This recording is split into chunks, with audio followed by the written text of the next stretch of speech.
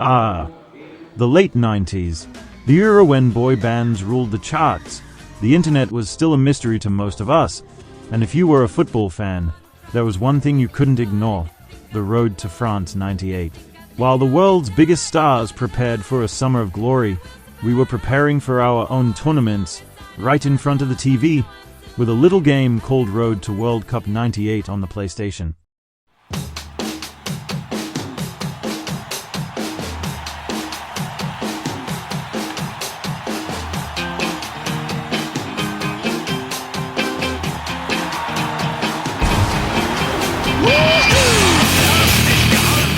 But before we dive deeper into this nostalgia trip, don't forget to give this video a thumbs up and hit that subscribe button, just like scoring a last-minute winner.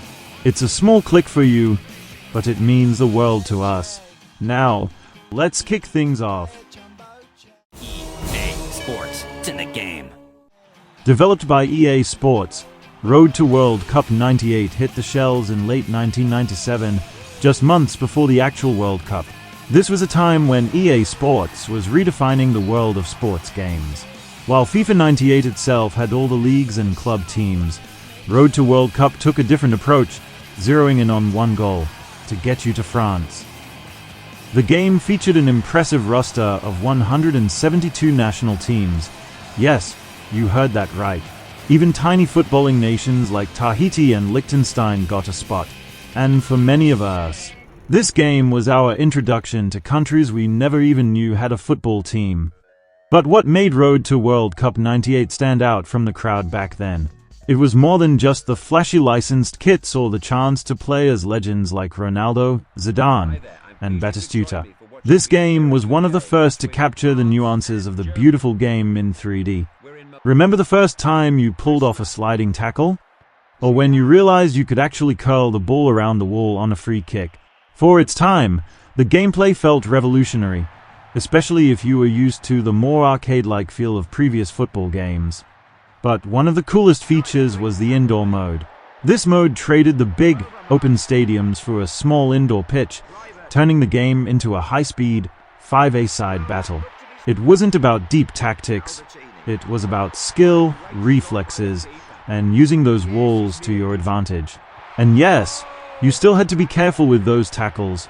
Fouls and free kicks were very much part of the game, even on the smaller pitch.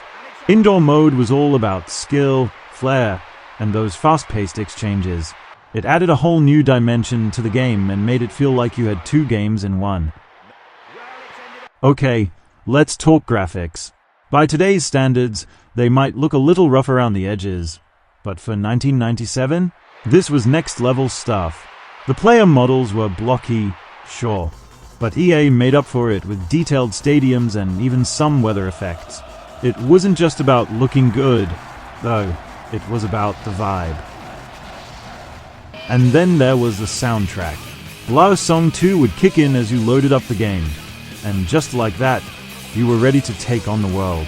It's impossible to hear that song today without thinking of all the hours spent diving into qualifiers, dreaming of taking your team to France.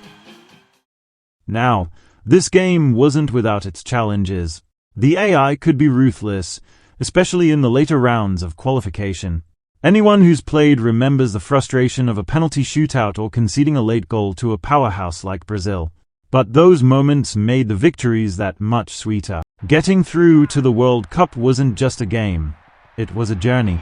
You might have started with a tiny nation like Andorra, taking on European giants, and every win felt like a miracle. Or maybe you took control of a powerhouse like Italy or Argentina, perfecting your squad until you dominated the competition. Road to World Cup '98 might not have the realism or depth of modern FIFA titles, but it paved the way. It was a snapshot of a moment in time, where the sport and gaming came together in a way that felt special. It captured the magic of the World Cup, the unpredictability of football, and, most importantly, it captured our imaginations. Without it, who knows where football video games would be today. It set the stage for everything that came after, giving players a taste of what was possible in the world of virtual football. So, is Road to World Cup '98 worth revisiting? For the diehard fans of football, or for anyone looking for a trip down memory lane, it's absolutely worth a shot. Sure, the controls might feel clunky by today's standards, but there's a certain charm that never fades. It's a reminder of a simpler time when all you needed was a controller, a passion for the game, and a dream to take your team to glory. And in the end, isn't that what the World Cup is all about? Dreams, glory, and unforgettable moments. Thanks for joining me on this trip down memory lane. If you enjoyed this video, don't forget to like, subscribe, and let me know in the comments who was your go-to team back in the day. See you next time.